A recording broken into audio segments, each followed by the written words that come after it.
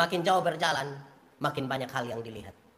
Makin banyak hal yang dilihat, makin banyak pengalaman. Makin banyak pengalaman, makin banyak hal bisa dihasilkan. Makin banyak hal bisa dihasilkan, makin banyak barang, makin banyak uang bisa didapat. Kalau makin banyak uang bisa didapat, makin banyak barang bisa kita beli. Kalau makin banyak barang bisa kita beli, makin banyak orang memuja-muji kita. Makin banyak orang puji-puji kita makin tinggi di angkasa. Semakin tinggi kita di angkasa, semakin gampang dipuja. Hati-hati.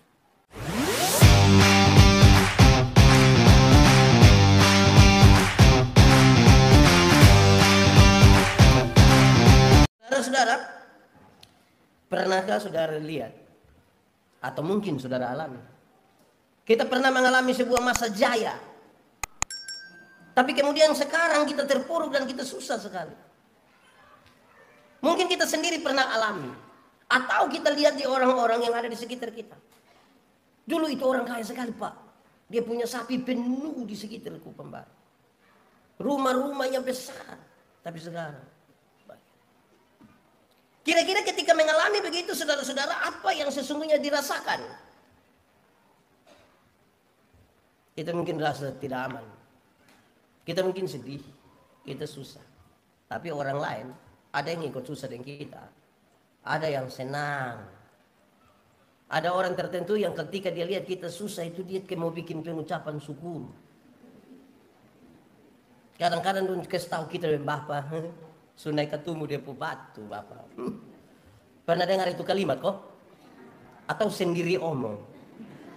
Kadang-kadang kita ini terlalu senang lihat orang jatuh. Nah, saudara-saudara, saya kira itu menjadi pengantar untuk kita memahami kondisi bangsa Israel. Bangsa Israel itu pernah mengalami sebuah kejayaan yang luar biasa. Paling tidak, saudara-saudara, waktu Saul, Daud, dan Salomo. Waktu Saul, Daud, dan Salomo, kerajaan Israel itu sangat ditakuti. Sangat hebat, sangat maju. Dan oleh karena kemajuan-kemajuan itu mereka sangat disegani oleh bangsa-bangsa. Tetapi saudara, ketika Salomo mati, setelah Salomo tidak ada, mulai bergantian raja-raja, tetapi mereka tidak bertahan. Tidak mampu sama seperti yang dipimpin sebelumnya. Justru banyak raja membawa umat Israel untuk menyembah berhala. Jadi bukan saja tidak mampu bertahan, mempertahankan sesuatu tidak bisa, tetapi bawa orang lagi untuk menyembah berhala. Setelah Salomo mati itu terjadi persoalan yang serius. Secara politik, saudara-saudara, orang bertengkar. Siapakah yang akan menggantikan Salomo? Dan itu justru terjadi di kalangan keluarga sendiri. Sudah bertengkar di antara mereka lagi, justru raja-raja membawa orang-orang ini untuk menyembah berhala. Bukankah ini kerusakan yang serius? Itu hari perang juga bunyi begitu. Orang terkuju itu. Ya. Baik saudara-saudara, ini hal menjadi serius karena pertengkaran dan perseteruan. Saya kira saudara-saudara seringkali kita mengalami kerusakan itu dalam persekutuan dan dalam perjalanan berbangsa dan negara karena kita sibuk untuk urusan politik. Salah urusan politik. Tapi oleh karena politik, orang bisa saling membenci. Orang bisa saling membuang, orang bisa saling membinasakan. Kadang-kadang kakak adik hancur karena politik. Kadang-kadang persekutuan jemaat itu hancur karena politik. Ada banyak sekali gereja berdiri di mana-mana bukan sebuah program untuk pemekaran, tapi karena membakar lain. Akhirnya sudah daripada kita berdeka ku marah lebih bajau tapi basayang. Pernah dengar itu kalimat? Deka mabama lebih baik bajau tapi basayang. Siapa bilang bajau basayang? Anak-anak saya yang jauh dari orang tua tidak pernah telepon orang tua. Paling 1 tahun telepon 2 kali. Nanti pas orang tua mati baru dia telepon. Jangan kubur dulu sebelum saya sampai. Dia sayang orang tua dengan cara apa? Di Nitneo juga ada yang begitu. Ada. Paham apa dong itu ya? Orang tua tidak perhatikan tapi mati suruh untuk apa? Dia sudah lihat. Ada masalah di dalam. Ada masalah penyembahan. Itu menghancurkan itu. Bangsa yang tadinya sudah sangat baik. Apakah Tuhan tidak menyertai mereka? Tuhan menyertai mereka. Saudara-saudara, pembuangan ke Babel itu terjadi karena penyembahan berhala. Tuhan sebenarnya tidak mau mereka pergi ke Babel, tapi ini orang yang tidak percaya Tuhan, mereka menyembah berhala dan mengandalkan kekuatan perang dari Asyur. Kekuatan dari manusia yang mereka andalkan dan bukan kekuatan Tuhan. Saudara-saudara, memang dalam perjalanan hidup ini, kalau kita tidak percaya kepada Tuhan, kita akan percaya kepada hal-hal yang ada dekat dengan kita. Kita tidak lagi akan menyembah Tuhan secara benar. Bahkan yang lebih parah, saudara-saudara, kita bisa bagi bahwa ada orang yang tidak kenal Tuhan itu karena memang dia ateis. Dia tidak percaya memang. Sejak awal dia tidak percaya bahwa Tuhan itu memang tidak ada. Kau mau percaya bikin apa? Ada kelompok orang begitu. Ada yang dia percaya Tuhan, katanya percaya Tuhan, tapi sesungguhnya hatinya tidak meyakini kalau Tuhan ada. Ini dia pun nama ateis beragama. Beragama tapi ateis. Semua dia Kristen habis. Sedikit-sedikit bilang dalam nama Yesus. Sedikit-sedikit bilang darah Yesus berkuasa. Tapi dia sesungguhnya tidak percaya. Saya suka bilang di mana-mana sebagai pendeta ini, saya jalan-jalan dengan telepon, Pak Pendeta, yuk singgah dulu di rumah sakit. Kenapa? Bapak sakit, mama sakit, suami, istri, anak-anak. Kita capek-capek putar sana sampai pas sampai dong Bapak doa dulu. Pas kita selesai doa dong bilang Bapak, ini dokter. Nah tadi suruh saya doa untuk apa? Kalau ini dokter suruh kita doa setengah mati, tapi pengakuan orang bukan kepada Tuhan. Pengakuan orang kepada Bapak, ini obat 1 kali. Kok itu hari? Suruh saya berdoa untuk apa? Di Nitneo juga ada begitu. Ada. Itu orang ada di sini. Jadi kita mengaku beriman, tapi kita sebenarnya tidak mengandalkan Tuhan. Saudara-saudara, ini masalah. Bahkan saudara-saudara dalam kondisi COVID hari ini, dalam kondisi COVID sekarang, orang sudah geser pengakuan bahwa mati hidup itu Tuhan yang atur. Orang taruh seolah-olah mati hidup itu COVID yang atur. Saya tidak bilang mari kita lawan, saya tidak bilang. Saya mau kasih tahu bahwa bagaimanapun mati hidup itu masih Tuhan yang atur. Jalannya lewat COVID kok, celaka kok, tahan lapar sampai mati kok, itu dia pun jalan. Tapi mati hidup masih Tuhan yang atur. Karena itu secara berimbang kita mesti menyerap informasi yang benar. Ada yang tiap hari dia duduk, dia hanya hitung-hitung sah. Pak, ini hari suke 8, Pak. Engkau nanti ke 9. Betul bahwa ada yang mati, tapi banyak juga yang sembuh. Mari secara berimbang kita serap itu. Nah saudara, mari kita lihat. Nabi Yeremia melayani di Yehuda, di kerajaan selatan. Kenapa ini kerajaan terpecah 2? Karena tadi soal politik. Dorang sesungguhnya keturunan dari Yakub saja, 12 suku Israel. Tapi karena politik itu dorang bertengkar kok pecah. Yang 10 ada di utara, kerajaan Israel utara, ibu kota di Samaria. Dan kemudian kerajaan Yehuda di selatan, di Yerusalem. Kakak adik mah bakal lain. Di sini ada yang kakak adik mah bakal lain terus. Itu kira-kira begitu. Saudara-saudara, Yeremia ada di selatan, di kerajaan Yehuda. Saudara-saudara, kerajaan Yehuda sudah berada dalam kekuasaan Asyur dan harus membayar pajak, membayar upeti sebagai kerajaan taklukan sementara Israel diremukkan oleh Asyur. Dari setelah orang datang ke menjajah mereka, sudah harus bayar mahal lagi, bayar upeti lagi, bayar pajak lagi. Sekarang mereka hancur. Memang ini kalau kita berharap kepada manusia ini, nanti hasilnya kira-kira begini. Yehuda sudah ada dalam pembuangan ke Babel. Di Yeremia pasal 29 ayat 1 tadi, saudara-saudara. Di penghujung kerajaan Asyur semakin melemah, dikalahkan oleh Mesir. Tetapi kemudian tidak lama lagi Mesir dikalahkan oleh Babilonia, yang membawa Yehuda sebagai orang buangan ke Babel. Jadi saudara lihat, dari satu kerajaan jatuh lagi satu, jatuh lagi satu, baru ke pembuangan. Hidup ke macam terpuruk lagi. Saya bayangkan kalau duduk sama-sama pasti dia bilang, Bapak don dulu. Hanya bisa cerita Bapak don dulu. Sekarang orang jajah, orang bikin. Pernah jaya, pernah hebat, tapi tidak andalkan Tuhan lagi, andalkan kekuatan diri. Akhirnya kita hanya bercerita tentang masa lalu. Hampir-hampir kita merasa tidak ada masa depan. Apalagi saudara-saudara kalau saudara baca pasal 28 ayat 11. Nubuat palsu itu justru mempengaruhi terlalu besar bangsa itu. Itu nubuat kasta bilang tenang saja, kamu akan mengalami pembuangan hanya 2 tahun, jadi tenang saja. Jadi dulu paling 2 tahun, tutup buka mata sudah. Paling 2 tahun. Ini sama kayak kita pi kredit motor itu. Paling 2 tahun. Ferry masuk antar orang pidatang sudah. Oh, 1.200.000 itu. 6 bulan teh orang datang tarik kembali. Karena dengar yang kau paling 2 tahun. Pernah dengar itu kalimat teh? 2 tahun. 2 tahun diler ambel. Memang nubuat palsu ini jangan terlalu cepat percaya. Bilang 2 tahun, padahal berapa tahun? 70 tahun. Berarti tambah berapa tahun? Oh, itu dia subai-bai itu. Saudara lihat, tapi banyak orang percaya kepada yang palsu-palsu, bukan yang asli. Tambah lagi kehancuran. Bangsa Israel waktu ada di Babel mengalami 3 kehancuran yang serius. Pertama, secara politik nasional mereka tidak punya pemimpin. Semua tidak suka dijajah, tapi siapa mau pimpin siapa? Yang kedua, secara ekonomi mereka rusak parah. Karena mereka hanya jadi budak. Kerja dari pagi sampai sore hanya untuk kepentingan para tuan. Mereka tidak punya simpanan, makan seadanya. Yang berikut, karena mereka punya bait Allah di Yerusalem sudah dihancurkan. Mau ibadah di mana? Tidak ada lagi tempat untuk mereka beribadah. Belajar tentang iman, etika, moral. Dan ini sebuah tantangan yang serius.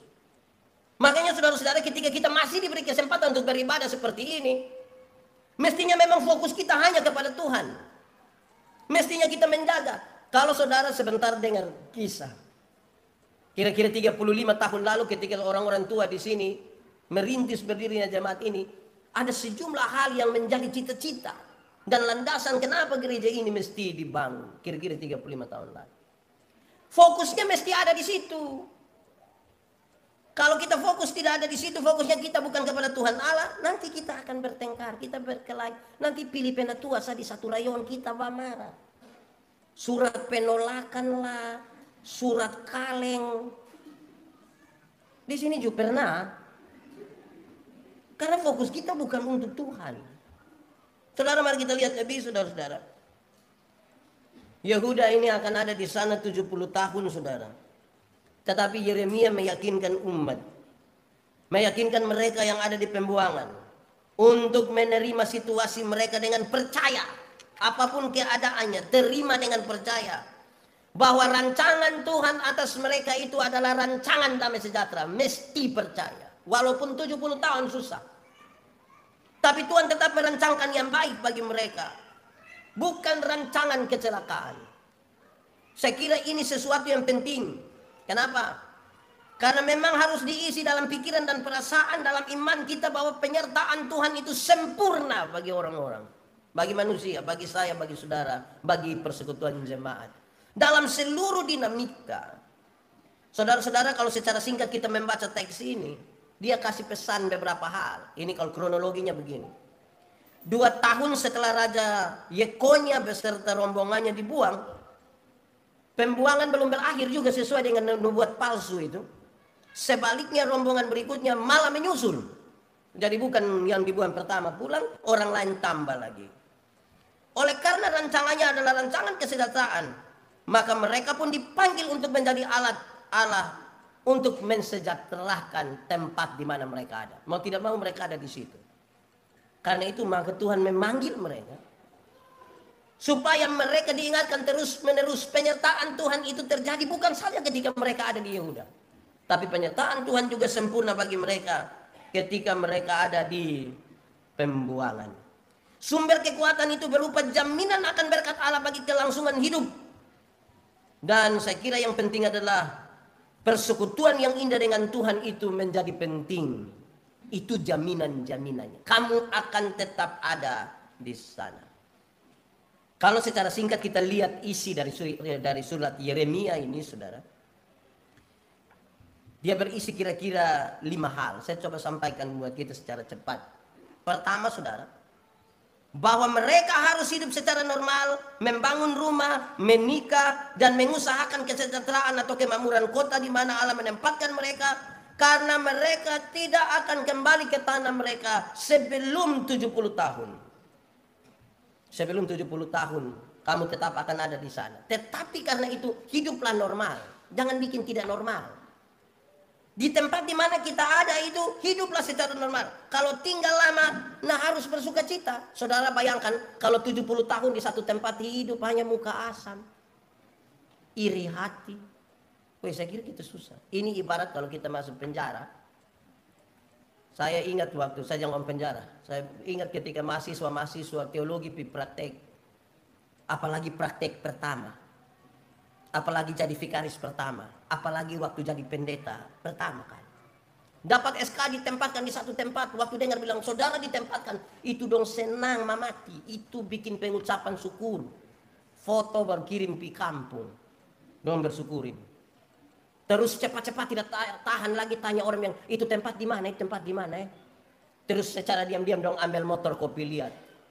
Sampai sana ternyata air tidak ada, listrik tidak ada, sinyal juga susah. Dia pun syukur tadi mulai kurang, mulai turun sedikit. Itu dia pulang dia bilang, ai apa?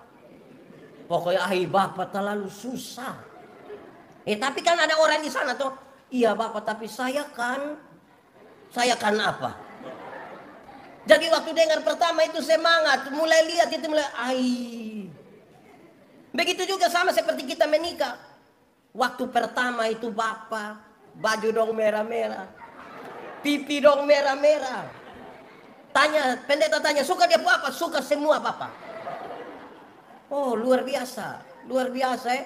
Kamu ini hari nikah, iya bapak. Rencana cerai kapan? Tidak akan bapak, tidak akan. 1 minggu kemudian mantuaku ini bangka. Mama kenapa tidak tadi waktu jalan kayak agak pusing kau jatuh kena. Padahal bab tua yang falungku itu. Jadi saudara-saudara, kalau orang ada di tempat yang dia tidak suka, yang secara fisik dia tidak suka, tiap hari dia hanya silang-silang ini kalender. Kalau ditempatkan 2 bulan, dia bilang, nah sudah biar ini hari pertama silang, hari kedua silang. Itu rasa cepat kok lama? Lama kok cepat? Cepat kok lama? Lama. Saya pernah bilang kepada saudara, 2 minggu itu cepat kok lama? 2 minggu cepat kok lama? Lama kok cepat? Cepat kok lama? Kalau orang pacaran 2 minggu cepat kok lama? Cepat. Tapi kalau orang tahan lapar 2 minggu cepat kok lama? Jadi yang benar 2 minggu cepat kok lama?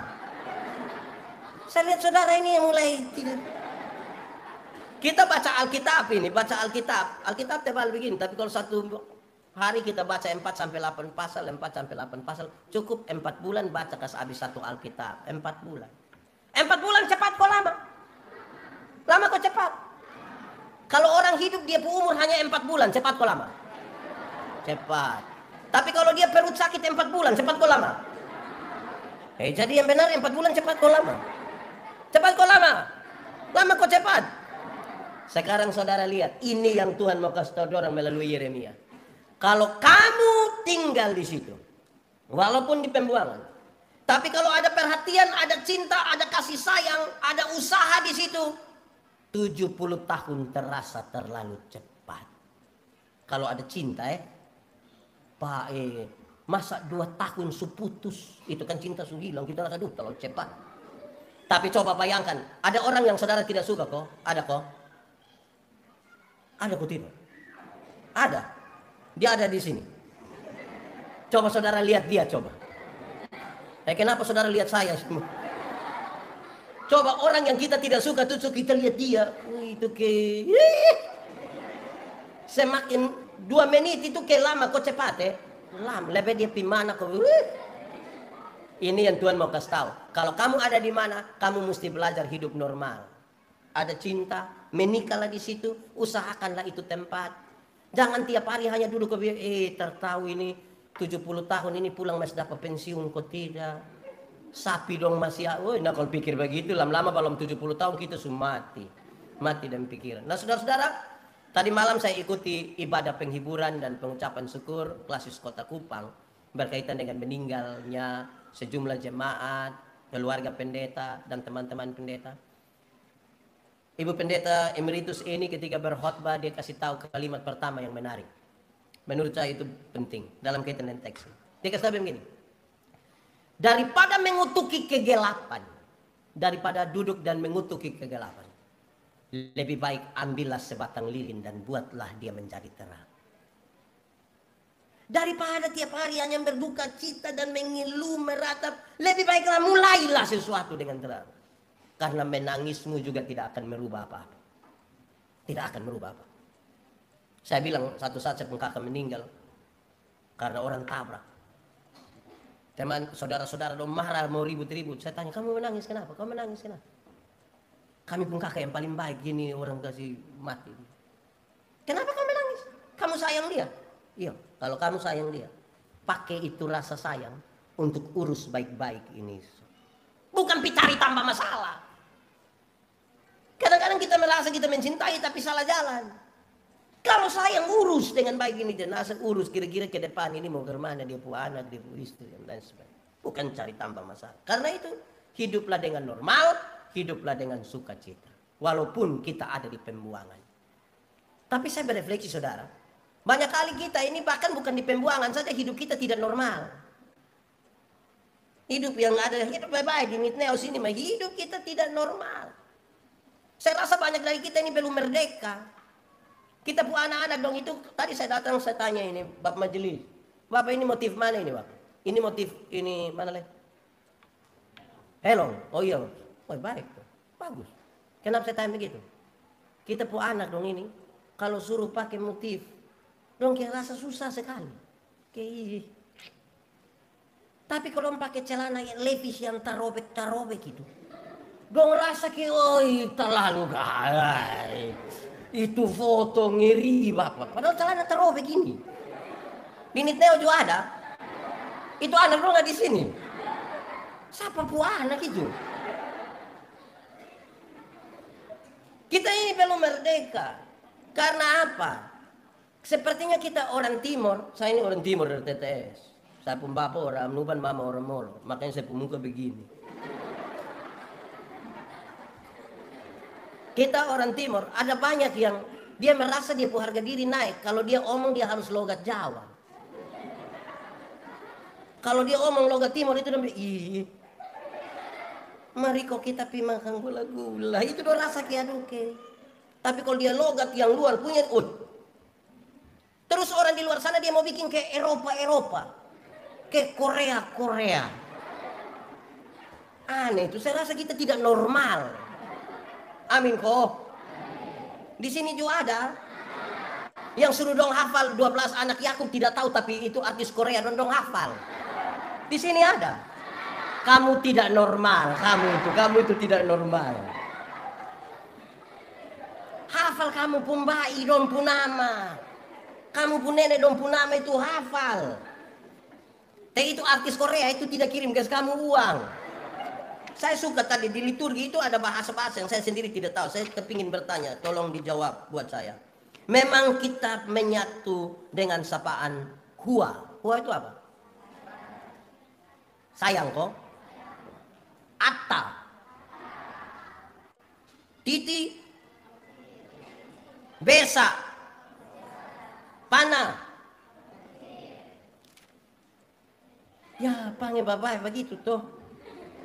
Kita puan anak dong tidak mau. Kalau saya bilang apa tadi? Wah, dong saya bilang gue nah. Gua saja tidak apa-apa tuh atau salah? Saya tidak melarang kita untuk memahami perkembangan, mengikuti perkembangan, tidak bisa dilarang. Tapi jangan sampai terlalu ikut perkembangan, akhirnya kita hidup tidak normal. Hidup tidak normal, tidak baik. Kedua, catatan dari teks dari surat Yeremia. Mereka tidak boleh mendengarkan nabi palsu yang meramalkan bahwa masa pembuangan itu akan singkat saja. Yeremia pasal 29 ayat 8 sampai 9. Mereka tidak boleh dengar itu. Nabi palsu itu harus selalu akan memberi harapan palsu. PHP. Dia hanya akan ngomong yang enak-enak. Saudara hati-hati kalau orang datang dan datang langsung bilang tenang, tenang. Jangan tenang. Kalau datang dan datang tenang. Bisa-bisa palsu Bapak. Karena itu uji dulu. Amin kok. Apapun kadang-kadang orang tawar kasih kita barang ini semua baik habis.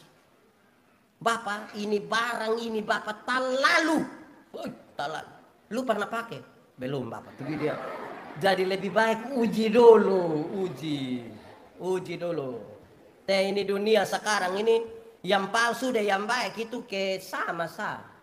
Jadi kalau kita tidak serius, nah jangan dengar nabi palsu. Pak Pendeta, lalu bagaimana kita bisa bedakan nabi palsu dan nabi tidak palsu? Saya omong dua bagian. Pertama, ini semacam gambaran saja. Saya mau kasih tahu pertama.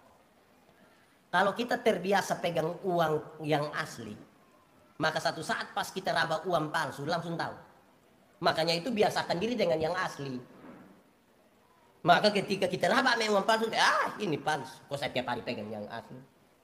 Dia tuh soal kalau kita tidak pernah pegang, maka apapun yang datang halal masuk. Sama kayak kita dan kita punya suami, kita punya istri. Kita lihat dia tiap hari toh. Satu saat biar dia ganti bedak sekalipun kita tahu itu dia. Itu. Saya pernah kasih nikah pasangan nikah itu karena nikah masal 72 pasang nikah. Mereka pakai pakaian adat semua. Pakaian adat semua. Terus saya tanya dong suku cara kajir. Saya tanya, suami yang mana? Dia bisa tahu. Bisa tahu. Jadi terbiasa dengan yang asli, yang palsu kita tahu. Kalau kita terbiasa dengan ajaran yang benar, yang ajaran tidak benar datang kita tahu. Itu bagian pertama. Tapi bagian yang kedua dalam kaitan dengan ini, saya ingin katakan, uji dulu. Uji. Apapun itu uji dulu. Bagaimana cara uji? Cara uji, ukuran pertama itu Alkitab. Ada orang datang bilang saya, bilang, Bapak, ada dapat penglihatan Bapak. Ini kita mau acara, kita sudah tahu Bapak. Ada kita punya orang satu dapat penglihatan.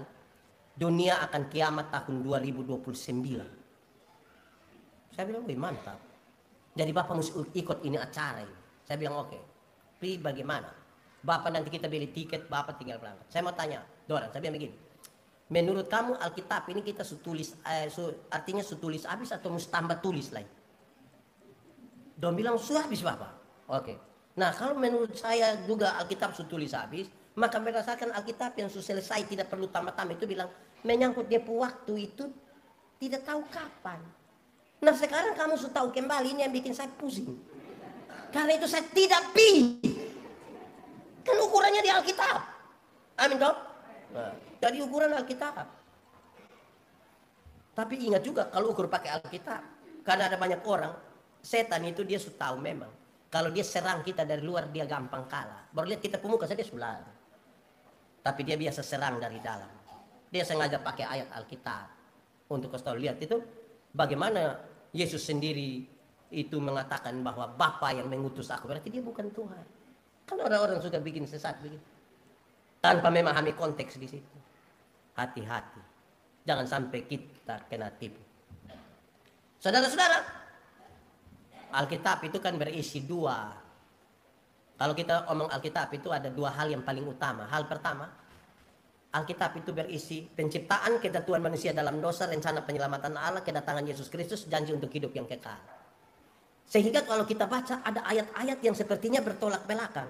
Ada ayat bilang begini, gigi ganti gigi, mata ganti mata. Lu taruh saya, tapi ada ayat bilang kalau tampar pipi kanan, berikan pipi kiri. Kira-kira pakai yang mana? Pakai yang mana? Nah ini fungsi untuk kita paham. Dia tulis ini di bagian mana? Penciptaan, kejatuhan, rencana penyelamatan. Supaya kita tahu dia latar belakang seperti apa sampai itu kalimat ada. Sebab kalau tidak tahu itu, nanti sebentar kalau nasihat orang kita bilang, weh mesti kasih. Tapi kalau kita pun diri yang alami kita bilang, tidak, gigi ganti gigi. Mati. Ada ayat bilang begini, celakalah kamu yang minum minuman keras. Tapi ada ayat bilang, tambahkan minuman keras untuk membantu pencernaanmu. Kira-kira pakai yang mana? Pakai yang mana? Yang tidak suka minum dia akan pakai yang celakalah kamu yang minum. Yang suka minum dia bilang, kok ini sendiri bilang tambahkan. Jadi uji Bapak, kalau tidak palsu Bapak. Yang kedua, Alkitab itu berisi informasi dan ajaran. Ada informasi, informasi, ada ajaran-ajaran. Pakai yang ajaran, bukan informasi. Contoh, Abraham itu pernah tipu. Pernah atau tidak? Pernah atau tidak? Pernah. Waktu dia ada depresi, kalau bilang, weh, kalau orang tanya kasih tahu bilang engkau saya saudara, bukan itu tipu atau tidak? Tipu. Itu informasi, bukan ajaran. Ajarannya bilang jangan berdusta. Nah kadang-kadang kita bilang, kau lihat Abraham yang bapak segala orang percaya, tipu. Jadi tipu untuk kebaikan tidak apa-apa toh Bapak. Apa? Tipu itu tipu. Salomo itu dia punya istri 700, tambah gundik 300. Berapa semua? 1000. Saya yakin nama separuh dia tidak kenal. Paling sulewat, woi, lu punya nama siapa lagi? 1000 Bapak. Kalau satu hari dia dengan satu orang dari istri-istrinya, dia butuh kurang lebih 3 tahun baru putar kembali sampai istri. Itu sampai pemilu berikut itu. Tapi Alkitab omong begitu. Dia ingin mengatakan, ini informasi bukan ajaran. Jangan sampai ada yang mau kawin 2 dia bilang, kok Salomo 700 tidak apa-apa. Saya baru mau 2 kamu suprote. Ini kita sudah bikin sesat ini. Sesat. Di sini ada kok. Ada apa? Hati-hati. Ketiga, pada akhir 70 tahun penawanan, kaum itu akan sungguh-sungguh mencari Tuhan Allah untuk pemulihan. Ia akan menjawab doa syafaat mereka karena rencana-rencananya bagi mereka. Jadi Tuhan sudah tetapkan. Nanti setelah 70 tahun. Itu saya bicara dia dalam perspektif waktu Tuhan. Waktu Tuhan. Kairos. Di Alkitab itu kenal Kronos dan Kairos. Kronos itu kita bicara tentang detik, menit, jam, hari, minggu. Aktivitas tertuju kepada satuan waktu. Tiap hari bangun pagi. Tapi Kronos itu kita berbicara tentang kesempatan yang Tuhan berikan tiap-tiap waktu di mana kita. Selama masih ada waktu untuk memaafkan sudah.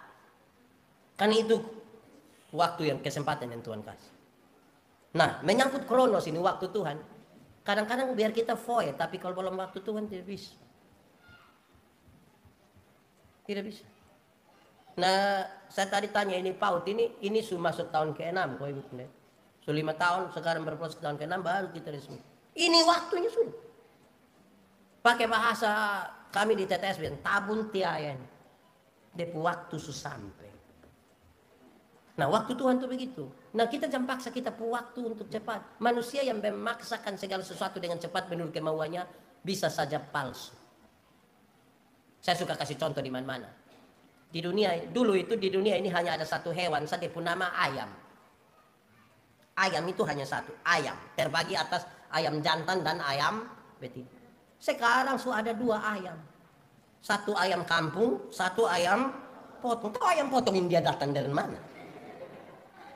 Ayam kampung itu kalau kita pelihara 1 tahun itu masih kecil.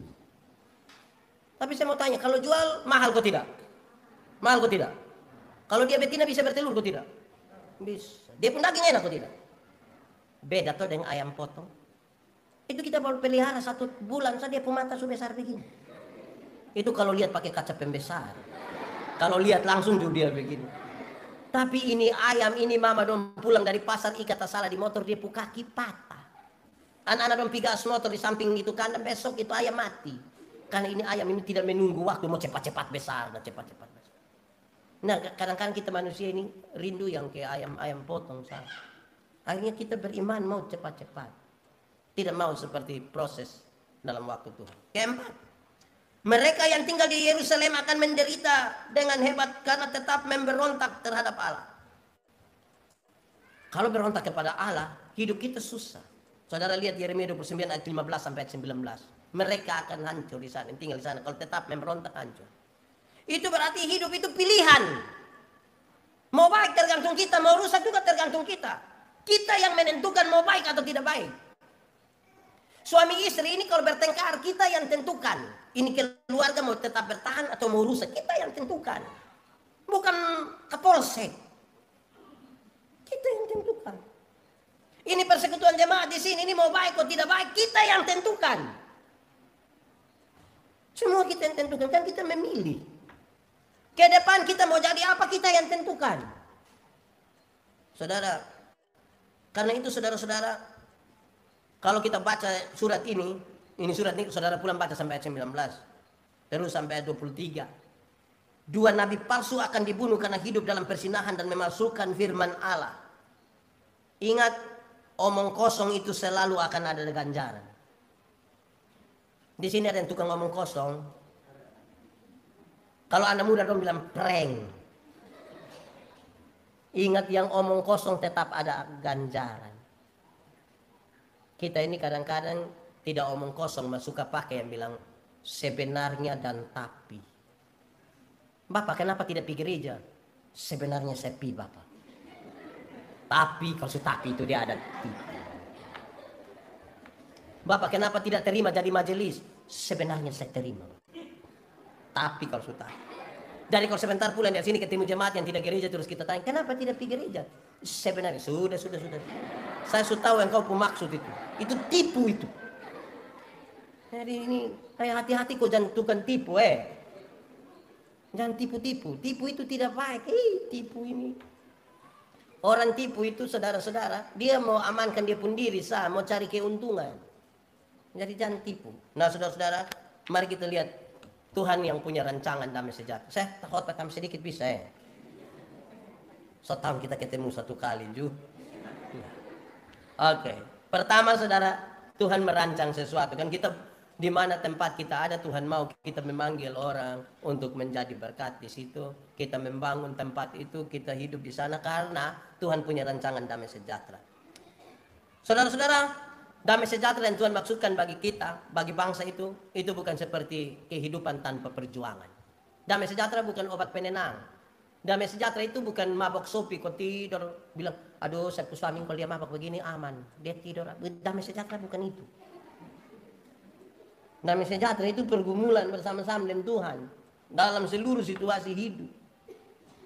Lama-lama Bang Tua tiap hari hanya siap ke sebab Tua sopi supaya aman. Nah kalau aman itu harus pakai sopi, itu bukan aman. Lah sedikit Bang Tua hancur. Kedua saudara-saudara, damai sejahtera tidak sama dengan memiliki semua yang kita inginkan. Sebab makin banyak harta itu mungkin makin susah tidur itu. Saudara lihat dulu waktu kita belum ada apa-apa itu kan rumah taruh. Saya lihat orang-orang di kampung dan tidur itu rumah hanya tarik-tarik sebegitu. Paling-paling pagar depan tutup itu pakai kayu karena takut hewan masuk ke makan tanaman. Coba saudara lihat kalau dia semulai harta banyak. Pintu depan kunci. Itu pintu pagar itu. Datang sampai pintu emper kunci. Pintu muka kunci. Ruang tengah kunci. Kamar tidur kunci 2 kali. Di dalam kamar tidur ada kamar lain di bawah kolong tanpa tidur. Dia kunci lagi. Woi, ini saya yakin dia pusing. Dia dalam piman mana hanya bawa kunci. Mungkin dia juru kunci itu. Jadi hati-hati. Saya tidak bilang bahwa tidak boleh kaya. Kaya silakan saja. Tidak apa-apa. Tapi damai sejahtera bukan karena kita memiliki segala sesuatu. Ada orang kok yang tanpa tidur harga 15-20 juta. Pakai AC 1,5 PK. Malam susah tidur. Tapi coba lihat yang di pasar dong itu. Di duri sadon tidur solu. Kita bilang, ama, kok bisa tidur? Saya mabok dari tadi malam bang. Tapi saya tidak suruh kita mabok. Saya mau kasih tahu bahwa kita bisa beli tempat tidur mahal, tapi kita tidak bisa beli tidur nyenyak. Kita bisa beli makanan yang enak-enak dengan harga mahal, tapi kita tidak bisa beli selera makan. Kita bisa beli kasih nona bunga, beli kasih mama cincin emas, gelang emas, kalung emas. Tapi cinta, mama pun cinta kita tidak bisa beli. Makanya kalau mama main mata dengan satu orang, kita kayak mau bunuh diri itu. Karena cinta tidak bisa dibeli. Jadi kebahagiaan, damai sejahtera itu bukan karena kita memiliki segala sesuatu. Damai sejahtera itu ada kalau Roh Kudus itu tinggal di dalam kita. Roh Kudus tinggal dalam kita itu damai sejahtera. Ini persekutuan jemaat ini kalau Roh Kudus tinggal aman. Jangan roh pecah belah. Kalau kita baca Kejadian pasal 11 kisah tentang Menara Babel. Ayat 1 Kejadian pasal 11 bilang begini. Waktu itu di kolong langit ini hanya ada satu bahasa dan hanya satu logat. Tapi waktu dia mau bikin itu menara, masing-masing mau mencari nama, mereka hancur lebur. Karena datang dengan keangkuhan, bukan dengan Roh Kudus. Waktu kita baca kisah para rasul pasal 2 tentang pencurahan Roh Kudus. Waktu itu diam di Yerusalem orang-orang dari berbagai suku bangsa. Dari Elam, Kapadokia, Mesopotamia, Frigia, mana-mana. Tapi karena Roh Kudus itu datang, orang yang berbeda-beda itu menjadi satu. Siapa yang datang dalam nama Tuhan, dia menyatukan. Tapi siapa yang datang tidak di dalam nama Tuhan, pasti menghancurkan. Pasti menghancurkan. Karena itu saudara-saudara, Roh Kudus itu yang tinggal dalam kita itu penting. Damai sejahtera itu kalau Roh Kudus ada dalam kita. Yohanes pasal 14 ayat 15 sampai ayat yang ke-27. Saudara boleh baca. Damai sejahtera itu dari dalam, bukan dari luar. Karena itu damai sejahtera tidak ditentukan oleh sesuatu yang dari luar. Saudara-saudara, kalau damai sejahtera itu ada di kita, kita mau membangun sesuatu, dan sekarang kita mau membangun apa-apa, ini orang pempengaruh kita juga banyak. Kadang-kadang saudara-saudara, pegawai satu dia mau rajin, separuh bilang begini, jangan terlalu lebe-lebe. Ada banyak orang urusin negara, jangan terlalu lebe-lebe. Pernah dengar itu kalimat? Nah, jangan sampai hanya tanggal dia omong begitu, kita langsung, kita pun damai sejahtera bukan tergantung orang. Kita mau kerja jangan tergantung orang. Hidup ini tergantung apa yang Tuhan mau buat kita, kerjakanlah. Ini Bapak Mama don jus 1. Gereja jam 9. Terus siapa baik? Anak-anak dong bilang, Bapak dan Mama sudah jam 9 belum pilih. Belum ada orang. Engkau sudah yang orang. Mau tunggu orang mana lagi? Kita sudah yang orang ini toh. Belum ada orang. Nah kita siapa coba? Orang. Jadi jangan tergantung sesuatu yang dari luar. Kalau orang satu datang, ya sudah kita sudah orang-orang ini. Damai sejahtera itu saudara bersifat progresif. Kesempurnaannya ada di dalam Yesus Kristus Tuhan. Jadi kita lagi mengerjakan sesuatu untuk menjadi sempurna di dalam Tuhan Yesus. Kerjakanlah yang perlu kita kerjakan. Tema hari ini bilang panggilan iman untuk mensejahterakan orang. Mensejahterakan itu bukan karena makan minum ada Saudara kalau baca terus kitab perjanjian lama setelah pembuangan, nabi-nabi bilang, woi kamu punya 3 masalah itu. 3 masalah. Politik tidak ada pemimpin, ekonomi tidak ada uang, bait Allah dihancurkan. Tapi waktu kamu pulang ke Yerusalem, tidak boleh urus duluan pemimpin. Tidak boleh bangun duluan, tidak boleh urus duluan ekonomi. Bangun duluan bait Allah. Tempat persekutuan. Engkau belajar etika moral iman. Kenapa? Jadi pemimpin tapi kalau tidak ada etika moral dan iman, dia menghancurkan satu bangsa. Kaya raya tapi kalau tidak ada iman menghancurkan keluarga. Kita ini kalau miskin ini kan tawaran jatuh dalam dosa paling-paling suruh pencuri. Tapi mulai kaya kok mas, enggak sih enggak ya mas? Wih itu berat Bapak. Itu berat. Dulu pakai HP Nokia 3315 yang dia pembunyi bilang tidit tidit tidit tidit. Itu kan tidak bisa foto-foto toh. Dia hanya pakai senter. Tapi ketika mulai bisa pegang Android kok sedikit-sedikit bilang. Terus waktu kita muat orang bilang cantik keren. Terus kita amasa. Jadi berat. Majelis dong Bosondengaro. Jadi saudara-saudara makin bertambah itu hati-hati. Kesempurnaannya dalam Tuhan. Jadi saudara-saudara hati-hati kalau kita semakin luar biasa mestinya kita jaga. Ingat saya akhiri khotbah ini sulam. Ini kita rayakan usia ke-35 tahun. Saya mau omong 2 terakhir. Pertama, makin jauh berjalan makin banyak hal yang dilihat. Makin banyak hal yang dilihat makin banyak pengalaman. Makin banyak pengalaman, makin banyak hal bisa dihasilkan. Makin banyak hal bisa dihasilkan, makin banyak barang bisa makin banyak uang bisa didapat. Kalau makin banyak uang bisa didapat, makin banyak barang bisa kita beli. Kalau makin banyak barang bisa kita beli, makin banyak orang memuja-muji kita.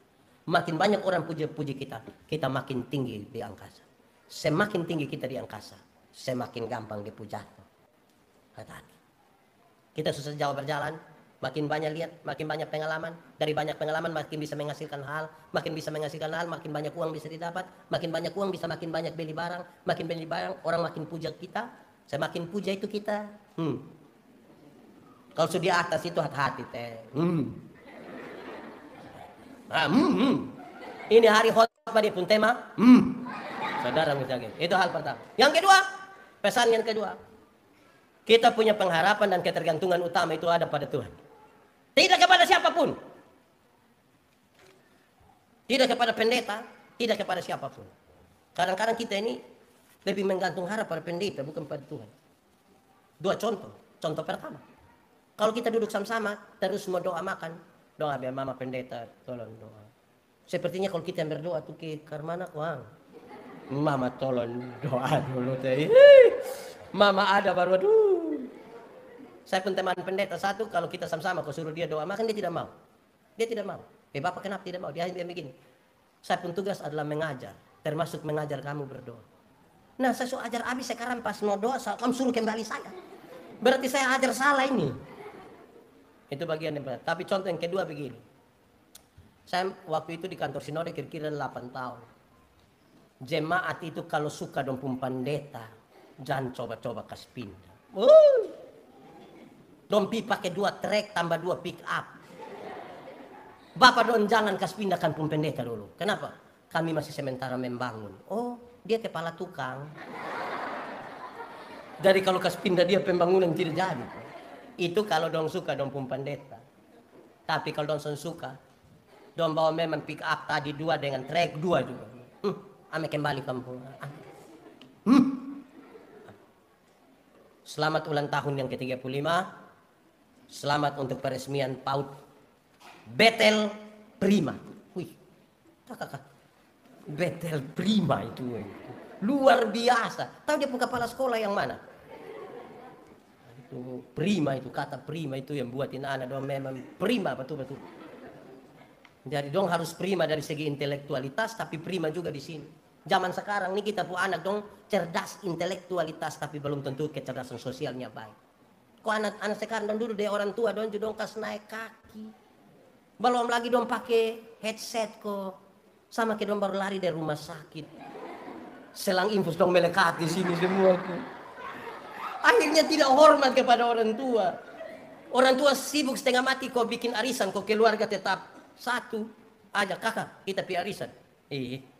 Mari sudah kok kenal keluarga. Baprompi. Arisan itu tanta sadap ame arisan minggu depan dia tidak datang lagi.